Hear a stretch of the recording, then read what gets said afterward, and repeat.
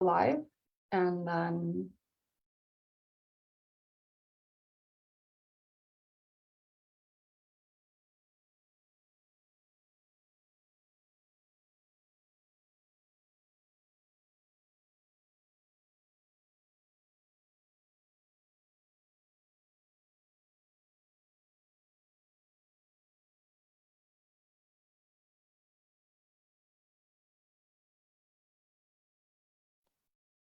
all right, let me make sure we're live in the group.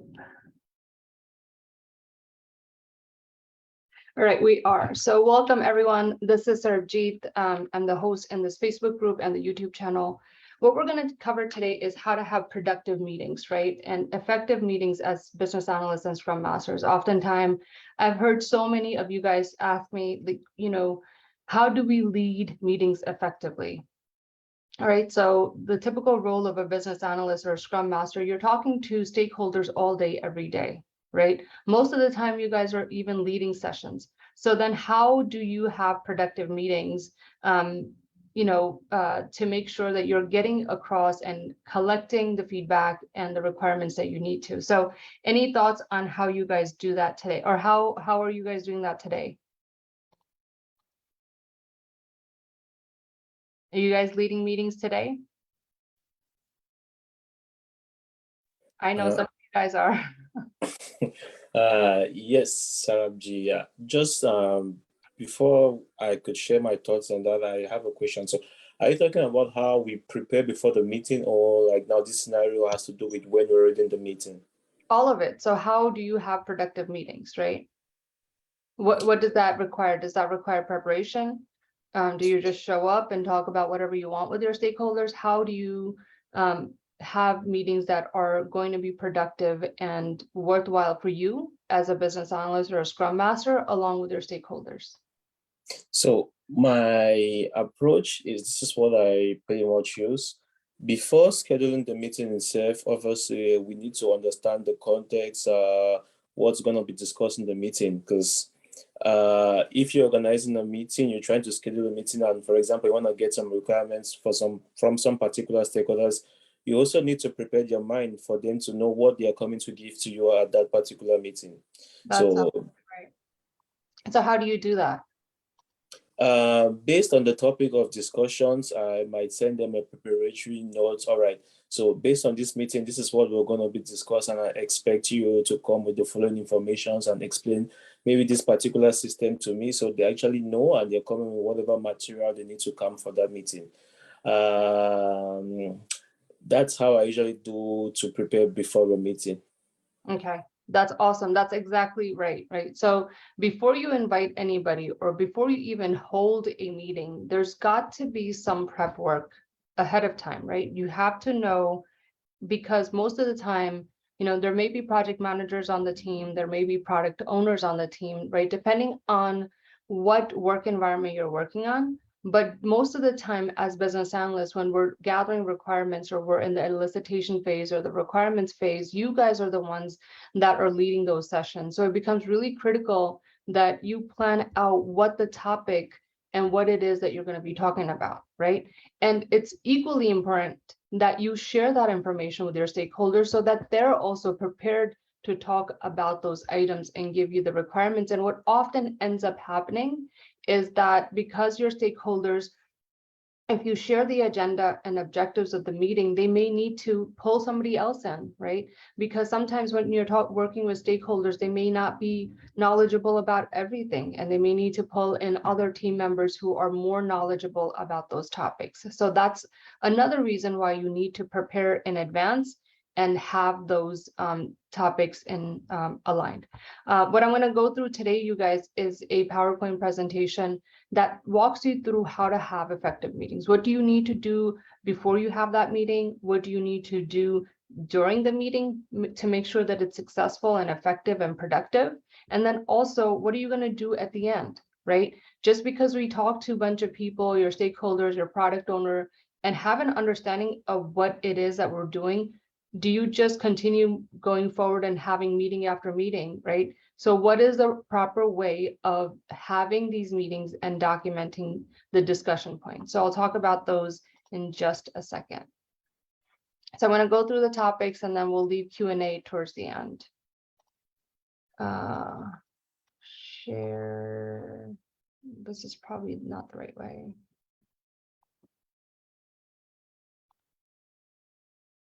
Not the right way. How do I present? Okay, there we go. All right. So there is a method to the madness, right? There's a method to the madness on how we have productive meetings, right? There's preparation that's required to have productive meetings. There are things that you need to actively participate and do to have productive meetings. And then there are closing remarks and things that you need to do at the end of the meeting to make sure that everything that was discussed is documented and is agreed upon. That's the other thing, right? So you may have stakeholders that sometimes are not able to attend. So the things that I'm going to talk about are going to help you gain knowledge and understanding on how to move forward and gain agreement and make sure that everybody is on the same page going forward. Okay. So there are three things that I talked about. There's prep, which happens before, duration, which happens during the meeting, and then the ending of the meeting. So what do you do to prepare for the meeting? As Kalma talked about, we definitely need a meeting agenda, right? I try to give you guys examples on what that looks like as well. So an example would be, we're going to review the ABC swim lane diagram, see attached. Right? We're going to create an end-to-end schedule, see attached, right? We're going to talk about dev timelines. We're going to talk about QA timelines. We're going to talk about whatever timelines we need to make this successful, right? So the goal of, sending an agenda, as I mentioned a little bit earlier, is to make sure that people that are attending are prepared to talk about those items. I'm going to put everybody on mute for now to reduce disturbance. So as I said before, when we do send out the agenda, it's to not only make sure that you have a game plan, but it's also to make sure that we have the right people in that meeting to talk about those items, to make sure that that meeting will be successful, right? You see, I have C attached. You definitely want to send supporting documents. If you want people to look at what you want to discuss at the meeting, it's really good practice to send it beforehand of the meeting so that they have time to review and you guys can then discuss those items at the meeting, right? You always want to talk about the meeting objective, right? This is what I typically send out with the agenda. An example would be the goal and objective of this meeting is to review the ABC swim lane diagram and gather feedback, right?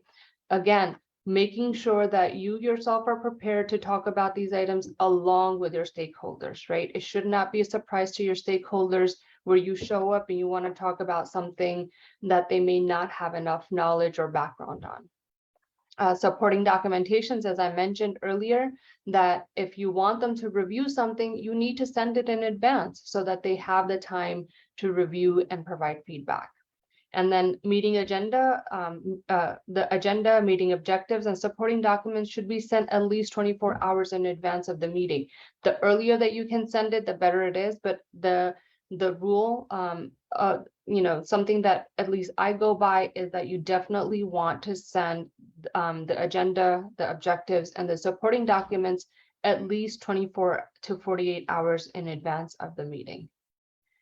Opening remarks. How do you start meetings? Some of you guys who are, pretty new into this role may be a little shy, leading meetings. So then how do you start a meeting that's productive? So these are some examples that I've used in the past and I'm giving them to you. So you can also start your meetings out strong, right? So it could be as simple as, hello, everyone. Thank you for attending this meeting today.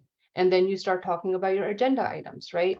Or, hi, everyone. First, I'd like to welcome you all, right? And again, a nice way to acknowledge everyone, welcome them to the meeting, and then start talking about your agenda items. Another example is, hi, everyone. I really appreciate that you all, I really appreciate you all attending today. We have lots to cover, so let's get started. I did share the agenda and supporting documents for this meeting, so let's start with our first agenda items. So again, you're welcoming everyone, you're thanking them for being there, and then you're hitting it off strong, talking about the agenda items. And then the last one is like, hey, hi everyone, I'm Sarabjit Daya. I'm a new BA, PM, SM, whatever your role is on this project, and I'll be working with you all to implement a successful project. This one is if you're brand new to the team, this is how you can introduce yourself and make sure that they know and recognize who you are along with your role on the project, okay? And then duration of the meeting, what should you be doing, right? If you've had meetings in the past with the same group of people or for the same project, I always like to do a recap, right? A recap doesn't mean that you're going to talk about what happened in previous meetings for 30 minutes. You're going to spend 5 minutes recapping on what items were discussed or what action items you guys may have still that are open, right? There's no point in talking about action items that are closed, but I would definitely talk about any open items, action items from our previous meetings that are still open, and then any major decisions that were made in our previous meetings. Again, not to take more than 5 minutes to recap your meetings prior. And then you're going to discuss your agenda items at that meeting only, right? There will be often times where stakeholders bring up things that are not on the agenda. Your goal and objective as a business analyst and a Scrum Master is to stay on track with agenda items, because otherwise, you'll never get through your agenda items, and it'll be not that things that stakeholders want to talk about is a waste, but you definitely want to stay focused on what the goal for that meeting is, only because you may have other stakeholders that are also impacted by those requirements, right? So in that scenario, what do you do if your stakeholders bring up topics that are not of relevance or not on the agenda for that meeting topic? Here's an example of what I use or have used. I always say, hey, Jane, thank you for bringing this to our awareness. I agree, something that we need to discuss, and perhaps it makes sense to have a dedicated time for this topic alone. I'll add this to our parking list of items to discuss at a later time frame. For now, let's circle back on the topic at hand. So again, you're being respectful of their concerns, but you are moving ahead with your agenda items to make sure that you're not moving off track, okay? And then the last bullet point says on the same thing, stay on topic to make sure you cover the objective of the meeting, which is so critical, you guys.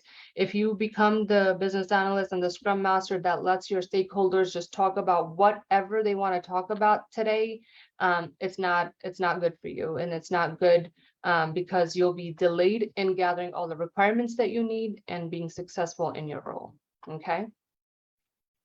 Closing remarks. So what do you do at the end of the meeting? You need to start, your closing remarks 5 minutes before the meeting time is over. So if your meeting is 30 minutes, you need to start 5 minutes earlier, your meeting end time. Or if it's an hour at 55 minutes, you need to start your closing remarks to make sure that you are able to have the last minute item things to talk about before you close the meeting out.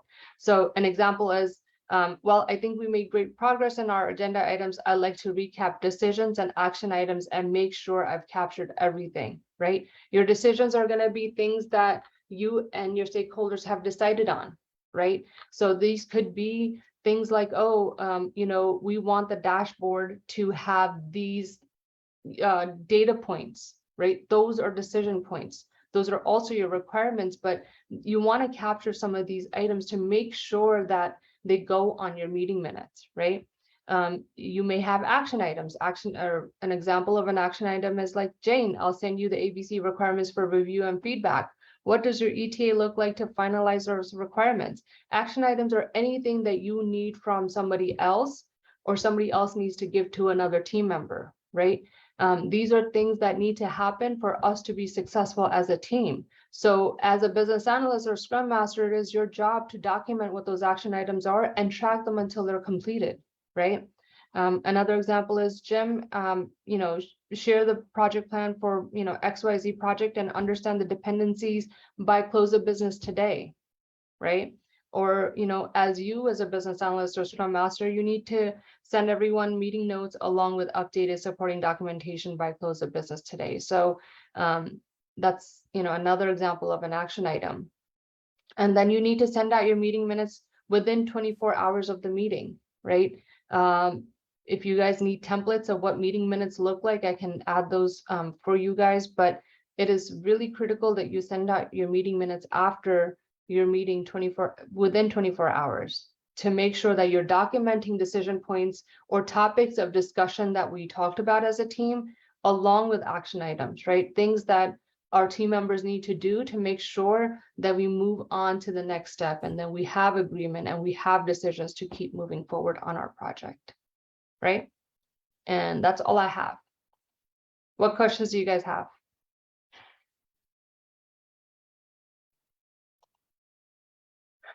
You guys blown away? You guys may be on mute. I put all of you guys on mute to make sure that to reduce some of the background noise. Hey, hi, Sarabjit. This is Ruchi here. Hi, Ruchi. Yeah. So whatever you covered today is pretty much what I do on a daily basis. Like whatever projects that I'm currently working on, I do have like whenever I set up a meeting, I need to understand what the project is all about, gather some background information, then what are we trying to achieve here. So these are the questions that I do have in the meeting with the stakeholders, that what is the purpose of the project? What are the goals and the objectives? What are the critical pieces and the components we are trying to solve with this project? So all those kind of questions I have whenever I set up a meeting, which is a requirement elicitation meeting, I attach the agenda in the meeting, like what are we going to talk about in the meeting? And once the meeting is conducted, I do send them, as you mentioned, like a meeting notes. What did we discuss in the meeting about? What will be the next steps? And once the project like kicks off, I do have a bi-weekly meeting with my business, the developers in the call as well. And we give them demos. Okay, this is what we have achieved so far. So this is a way, I mean, every bi-weekly or weekly, we have meetings with the sponsors depending on how their calendar looks like.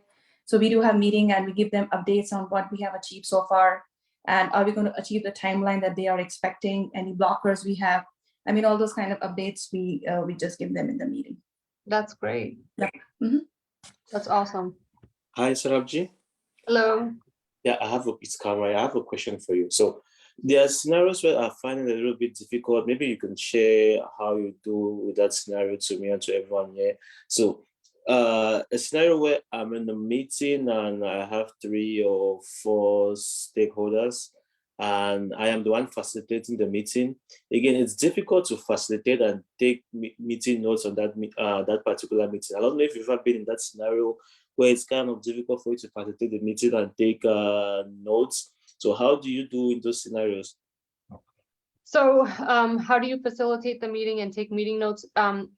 You guys are not required to, you're not transcribers. You don't need to, say Jane said so, this, and Jim said this, right? You guys are not transcribers. You guys are business analysts and Scrum Masters. So you only need to capture, overarching discussion points, right? You don't need to capture every little nitty-gritty thing that happened in the meeting. Just focus on the major points that you guys talked about, requirements for the system, reports, dashboards, just those big, big requirements that you are talking about, and not have to capture every little thing. Does that help, Kelma? Yeah, it helps. Thank you. Are you trying to capture everything in the meeting? No, not really capture everything, because at times it might be difficult trying to capture those key points, as you said, while facilitating the meeting. So I just wanted to get how you do it, because I had a one-on-one with my boss too. There are some meetings where she facilitates and she takes notes. So what she do is she delegates kind of like the notes taken to someone else while she's facilitating the meeting. So I just wanted to maybe if you could have another scenario, how you handle that. You can have that, but oftentimes we don't have the luxury of having somebody take our notes for us, right? What I generally do is I share my screen where I'm taking notes, and I take bullet points of the major items, and then I can go back and think about the discussion and write it down. Another option, if your stakeholders are okay with it, is for you to record the meetings, right? But you have to make sure that your stakeholders know that you're recording the meeting, right? So that's another option. But in my past experience, I generally share my screen where I'm taking notes, and I'll put the topic that we're talking about, and I'll put 2 or 3 bullet points on big big arching things, and then I can go back and recap later. But if you have team members that can take notes for you, that's awesome. Oftentimes we just don't have that luxury. Okay, thank you. Yeah, absolutely. Any other questions?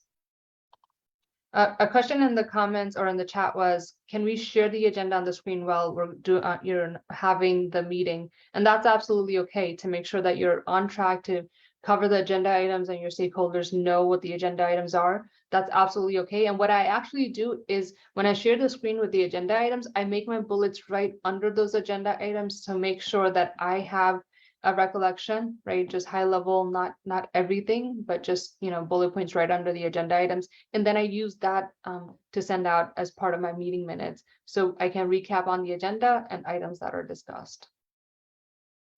Ruchi says I record the meetings, as Sarjeet mentioned, with the consent of others. Yeah, you guys are more than welcome to do that, but make sure that your stakeholders are aware that you're recording the meeting. And oftentimes your stakeholders are okay because they want to make sure that you're understanding and capturing the requirements as needed. So it's absolutely okay to ask if the meeting can be recorded.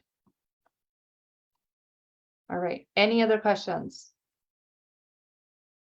All right, I hope you guys found this helpful. Again, send post comments on any other agenda items you guys, not agenda items, any other training topics you guys like me to talk about, either in the Facebook group or on the YouTube channel. I do review all comments and I will respond and do the dedicated training on a particular topic as it's needed. And with that, I will talk to you guys later. Thank you so much, you guys, for attending in person. I always enjoy interaction, and that's why I do these live sessions. Thank you, everyone. Hi, can I quickly ask you a question, please? Absolutely. Yeah, I want to know if during the meeting you don't understand what they are saying, can I repeat myself, like tell them to repeat themselves several times? Several times, probably not. So generally, if I don't understand, I'm like, hey, just help me understand, what this means. So if at the second time I'm still not getting it, what I generally do is say, hey, Jane, can we connect on this offline because I'm still having a hard time, right? It's better not to keep talking about the same thing when you have other people, because you don't, you want to move on to the agenda items. But if I'm struggling to understand a topic, I will at the meeting say, hey, would it be okay if I reached out to you offline so I can have a better understanding of this? So that's what I would do. Okay, yeah, thank you. Yeah, absolutely. Hi, Sarabjit. Hi, how are you? I'm fine, thank you. How are you? I'm good. I have a question. My question is, when I'm having a session with stakeholders, gathering requirements from them, sometimes I just feel there's too much silence when I'm trying to take notes and it's just me. And that worries me when I feel that I'm taking my time to document or take the bullet points that they are mentioning. Sharing your screen, so at least they're looking at something when you're taking your notes. Okay, yes. Sometimes they are, but I always have this feeling that maybe they're impatient, but they're not showing it. I definitely wouldn't try to, I think that was Kalma's question too, having a hard time documenting. So you guys have to get into the habit of taking shorthand notes. Yeah. Right. And you don't need to, like, maybe send me what your meeting minutes look like during the meeting, because what you guys, again, at the meeting, just capture the general consensus and then go back and document full-fledged requirements or full-fledged meeting notes, because you don't want to use their valuable time to make sure that you're documenting like every little thing. Because again, their time, your stakeholders' time is extremely valuable, your project managers, product owners, not to say that your time isn't valuable, but they actually have, their full-time job is not really to help you document requirements. Of course, I understand things that we work on will help them become more efficient and effective. I totally get it. but they actually have a full-time job that's not giving you requirements, right? So they have other things to do. So we definitely need to, you know, keep it moving. Mm. Thank you. Yeah. Yes, so is it bad to go overtime? It's not recommended at all. Your stakeholders will know that you always go over time and could stop attending. Okay. Yeah, no, you guys you're in a professional environment. You need to be seen as a professional. Keep your meeting minutes, at the time that you've allotted. If you have follow-up questions, that's what your action items are for. If you have follow-up questions, go reach out to them one-on-one instead of, having 10 people in the meeting and you keep talking about the same stuff over and over again, right? And Yeah. you guys, Ruchi said this earlier, and I wanted to, Ruchi, this is for you too. Oftentimes, I spend a lot of time with my stakeholders before even getting to meetings where there's many stakeholders involved to have the background information on the project and to talk about, what, you don't want to go into the meeting cold on the project. Like your first meeting with your stakeholders should not be, hey, what are we doing on this project, right? So you definitely want to make sure that you're doing your homework, your prep work, talking to the stakeholders before the first meetings or set of meetings with them to make sure that you have enough understanding of the project and then can move on from those discussions. Okay. All right. Anything else, you guys? Awesome. This was a great session. Thank you so much for being interactive. Thank you for the questions. Again, please post any questions, comments, any other meeting topics or training topics in the Facebook group or the YouTube channel. If you haven't subscribed to my YouTube channel, please do so. It's the easiest way to find past training. I've tried my best in the Facebook group to kind of organize the meetings, but Facebook just is the way that Facebook works. So on the YouTube channel, it makes it a lot easier to find everything, and it's pretty organized. So yes, subscribe to the channel. Again, I am more than happy to do training sessions. Give me topics and I'm more than happy to talk about them. All right, with that, I'll talk to you guys later. Bye, everyone. Thank you. Bye. Bye. Bye. Thank you. Bye.